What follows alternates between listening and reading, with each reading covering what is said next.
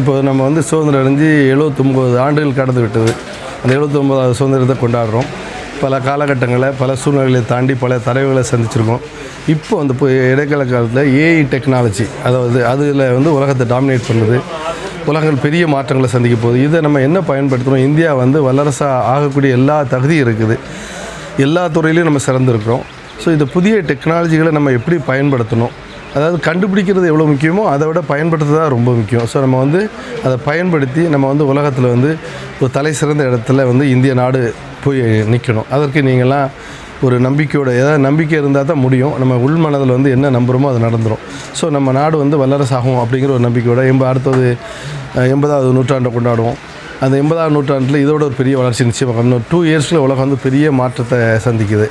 இந்த AI technology, agent அப்படிங்கிறது நிறைய வளர்ச்சி அடைந்துகிட்டே இருக்குது.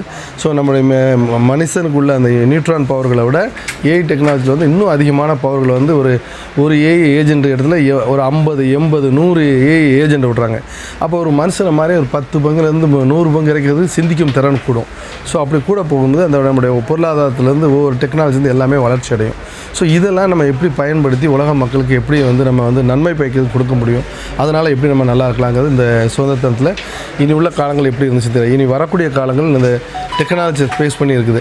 ஸோ நம்முடைய மனமும் உடலும் நல்ல தூய்மையாகவும் ஆரோக்கியமாக இருக்கிறதுக்கு மனசில் வச்சுக்கோங்க. அப்போ தான் நீங்கள் என்ன சாதித்தாலும் ஒரு சாதனை ஆக முடியும். ஸோ நம்ம இந்த 79வது நூற்றாண்டில் ஒரு உறுதிமொழி மாதிரி கூட எடுத்துக்கலாம். நான் எல்லார் இடமும் அன்பாக இருப்பேன், உண்மையாக இருப்பேன், நாட்டுடைய முன்னேற்றத்துக்காக உழைப்பேன். ஏன் இது வந்து ஒரு பொதுநலம் மாதிரி தெரியும். அந்த பொதுநலத்தில் சுயநலம் இருக்குது.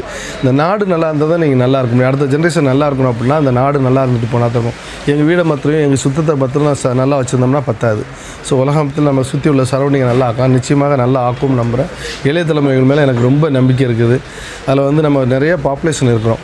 அவ்வளோ பேர் எனக்கு வந்து இந்த 140 கோடி மக்களும் நல்லவங்களாக திறமைசாலே இருக்குன்னு அவசியம் இல்லை.